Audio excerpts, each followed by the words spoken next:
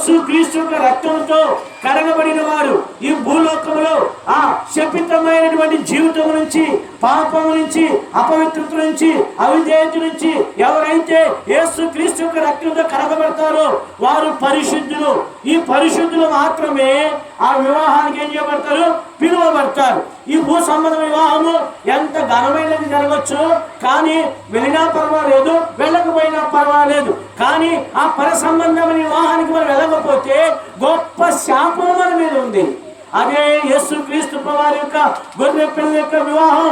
ఆ వివాహానికి ఎవరు పిలువబడతారంటే సామాన్యమైనటువంటి యేసు క్రీస్తు యొక్క రక్తంతో ఎవరైతే కడగబడతారో, ఎవరైతే యేసు క్రీస్తు విశ్వాసం ఉంచుతారో, ఎవరు పాపం ఇష్టపడతాయో, ఎవరు పరిశుద్ధ జీవితం జీవిస్తారో, ఎవరు పవిత్రమైన జీవితం జీవిస్తారో, ఎవరు దేవుడు వచ్చినప్పుడు, యేసు క్రీస్తు వచ్చినప్పుడు ఆయన ఆగమనం, ఆయన తిరిగి రానే ఉన్నాడు, ఆ రాకడకు ఎవరైతే ఎదురు చూస్తారో, ఎవరైతే ఎత్తబడతారో వారు మాత్రమే ఆ నిత్యత్వలో దేవునితో కూడా వారు ఉంటారు. అందుకే ప్రాణగ్రంథం 19వ అధ్యాయంలో అక్కడ అంటున్నాడు, ఈ వివాహములకు పిలువబడిన వారు ఎవరంట? ధన్యులు. చూడండి మాట, ప్రాణగ్రంథము 9వ అధ్యాయము చూడండి 9వ వచనం చదవండి. మరియు అతడు నాతో ఇలాగూ చెప్పెను, గొర్రె పిల్ల పెండ్లి విందుకు పిలువబడిన వారు ధన్యులని వ్రాయము.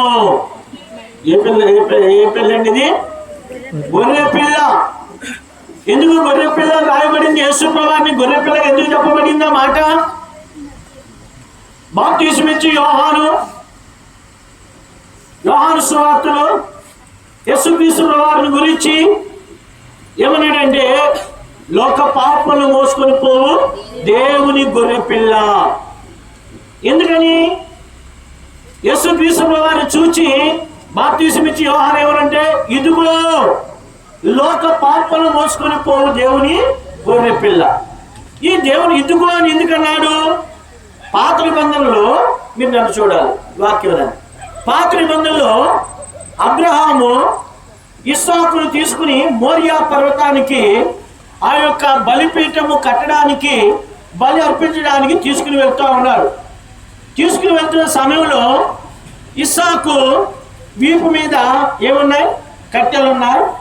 కట్టెలు ఉన్నప్పుడు ఇస్సాకు తండ్రిని అడిగాడు, తండ్రి కత్తుంది, నిప్పుంది, కట్టెలున్నాయి, గొర్రెపిల్ల ఎక్కడా?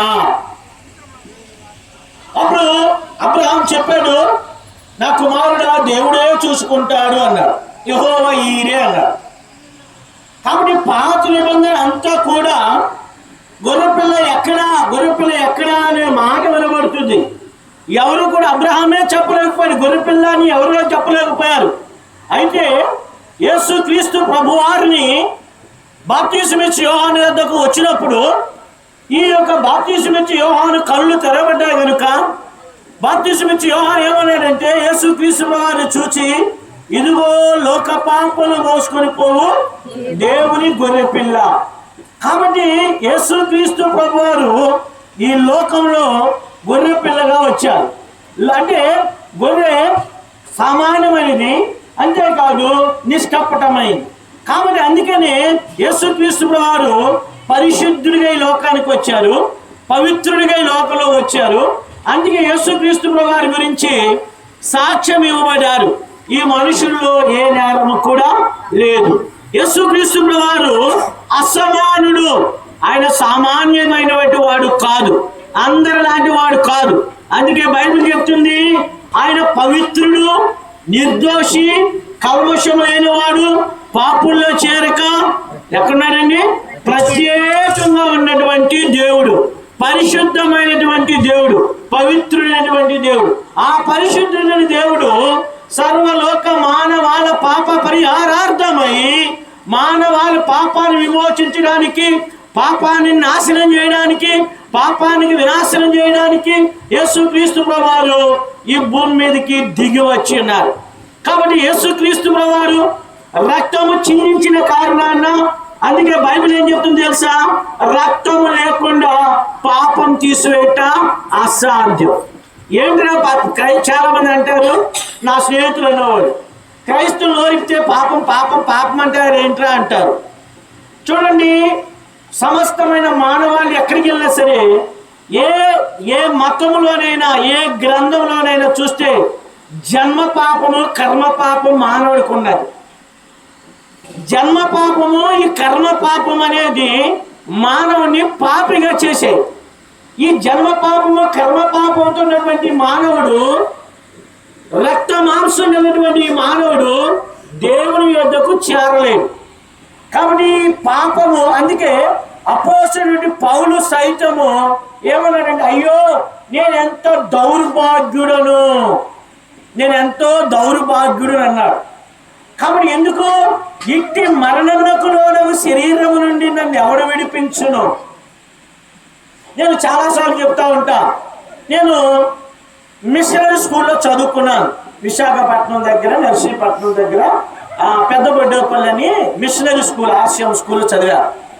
అక్కడ పెద్ద గోడ మీద ఒక మాట రాయబడతా ఉండేది. ఆ మాట ఏంటంటే, అసతోమ సద్గమయ, తమసోమ జ్యోతిర్గమయ, మృత్యోర్మ అమృతగమయ అనే మాట సిమెంట్తో పెద్ద బోర్డు, కనీసం ఒక 20 అడుగుల బోర్డు రాశారు. రోజు నేను వెళ్ళి చదివేవాడిని. అసతోమ సగమయ, తమసోమ జ్యోతిర్గమయ, మృత్యోర్మ అమృతంగమయ అనే మాట చదువుతూ ఉండేవాడిని. అయితే ఒక రోజున ఒక క్రైస్తవ కూడికి నేను వెళ్ళా. ఆ కూడికి వెళ్ళినప్పుడు దాని గురించి వివరించాడు. ఏంటంటే, మన ప్రాచీనటువంటి మునులు అంటే సాధువులు, వారు జీవముగల దేవుణ్ణి ప్రార్థిస్తున్నారంట. ఏమని ప్రార్థిస్తున్నారు? అసతోమ సద్గమయ అంటే ఏంటి? ఓ దేవా, అసత్యములో ఉన్న నన్ను సత్యములోనికి నడిపించు. తమసోమ జ్యోతిర్గమయ, ఓ దేవా, చీకటిలో ఉన్న నన్ను వెలుగులోనికి నడిపించు. మృత్యోర్మ అమృతంగమయ, ఓ దేవా, మరణంలో ఉన్న నన్ను జీవంలోనికి దాటించు. దేవా, పాపంలో నేను పుట్టా, పాపంలో నేను పెరిగా, పాపంలో ఉంటున్నా, పాపంలో నాశనం తీసుకుని వెళ్ళిపోతుంది. ఓ దేవా, అసత్యంలో ఉన్న సత్యంలో నడిపించు అని మునులు ఘోషిస్తూ ఉన్నారు.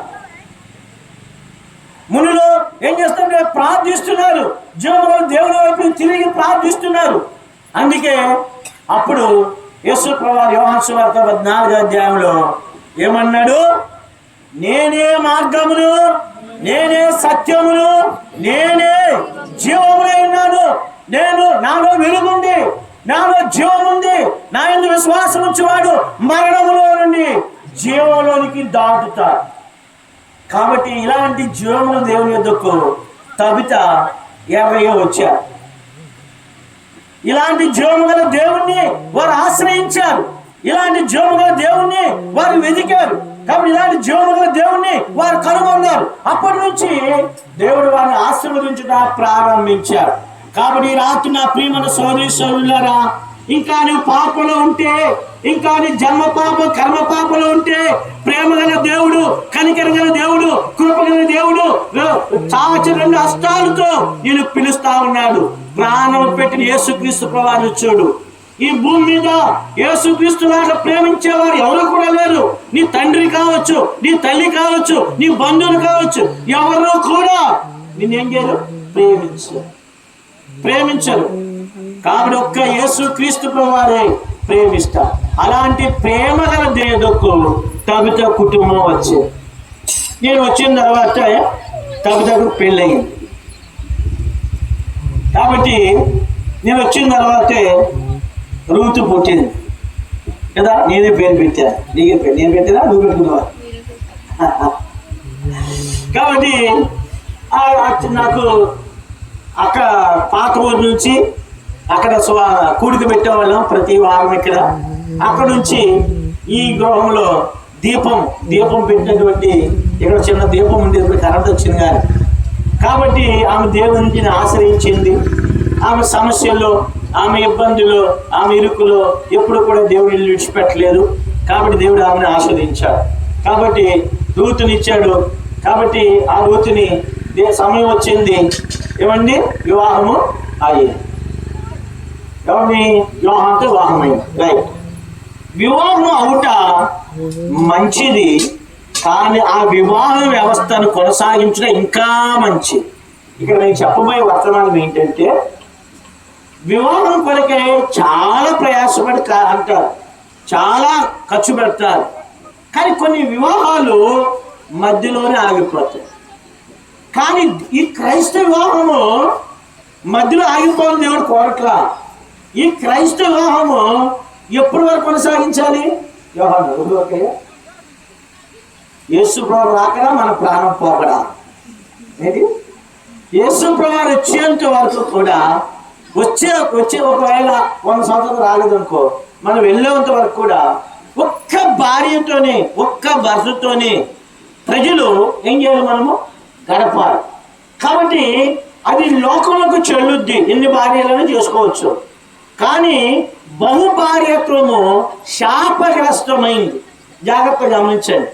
వివాహము అన్ని విషయంలో ఘనమైనది. వేశ్య సంగులకు, వ్యభిచారులకు దేవుడు ఏం చేస్తాడు? తీర్పు తీరుస్తాడు. చూడండి, వివాహం కాకుండా ఎవరిని ఉంచుకున్నా, ఎవరితో అక్రమ సంబంధం వచ్చినా చివరికి చూడు ఎయిడ్స్ వ్యాధులు వస్తున్నాయి. కూడా దేవుడు ఉగ్రత. ఎందుకని? దేవుడు పరిశుద్ధమైనటువంటి దేవుడు. ఆ దేవుడు మనం కూడా ఎలాగ ఉండాలి? కష్టం వచ్చినా, బాధ వచ్చినా, ఇబ్బంది వచ్చినా భార్య భర్తతో మనం గడపాల్సిందే. భూమి మీద బతికినంత వరకు కూడా ఆ వివాహ వ్యవస్థను ఏం చేయాలి? కొనసాగించాలి. ఎందుకని? నమ్మకం ఉండాలి. ఒకరి ఎడలో ఒకరు ఏం చేయాలి? నమ్మకం ఉండాలి. ఒకరి ఎడలో ఒకరు ప్రేమను కలిగి ఉండాలి. కాబట్టి ప్రేమ అనేది ఏంటి? చాలా మంది ఏం చేస్తారంటే ప్రేమించి పెళ్లి చేసుకుంటారు. జాగ్రత్తగా గమనించండి. మరి మీరు ఇక్కడ ఎవరు చేసుకున్నారో నాకు తెలియదు, కానీ నన్ను దయచేసి క్షమించండి. ప్రేమించి పెళ్లి చేసుకున్న వారి జీవితాలు సుఖంగా ఉన్నట్టు నేను కనుగొనలేదు. చాలా వివాహాలను చూశా. ఎంతో కష్టం, బాధతో వారు చాలా మంది నాకు చెప్పారు కూడా.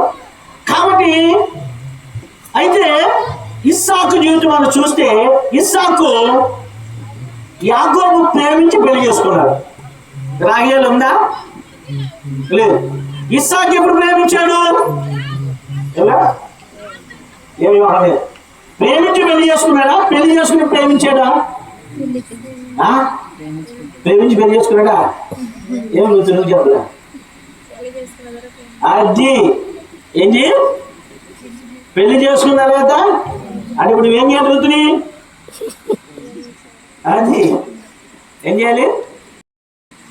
కొంతమంది ఇలా చెప్తారు. మన వాళ్ళ అబ్బాయి వాళ్ళ అమ్మ నాన్న పెళ్ళి ఫోటోలు చూశాడు.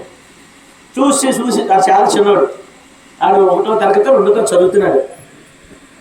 చూసి మేము అందరం ఉన్నాం. ఆడికి అనుమానం వచ్చి వాళ్ళ అమ్మ దగ్గరికి వెళ్ళి, అమ్మ నాన్నగారు నువ్వు పెళ్లి చేసుకున్నారు కదా? చేసుకున్నావు.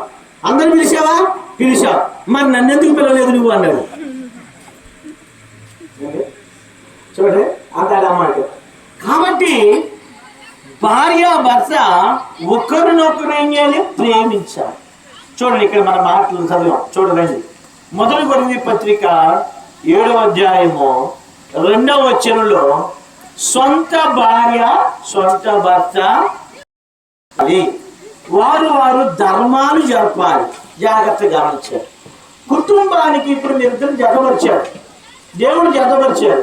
ఇప్పుడు కొన్ని బాధ్యతలు మీకు ఉంటాయి. ఏంటో బాధ్యతలు? ఇప్పుడు ఉదాహరణకు యోహానికి పెళ్ళి అయిపోయింది, ఇంకెవరు పనిచుకోక్కర్లేదు అనుకోకూడదు. రూతు పెళ్లి చేసుకుంది కదా అనుకోకూడదు. అయితే తల్లిదండ్రులు చూసే బాధ్యత ఉంది. పై చోట యోహాను ఎవరు చూసే బాధ్యత?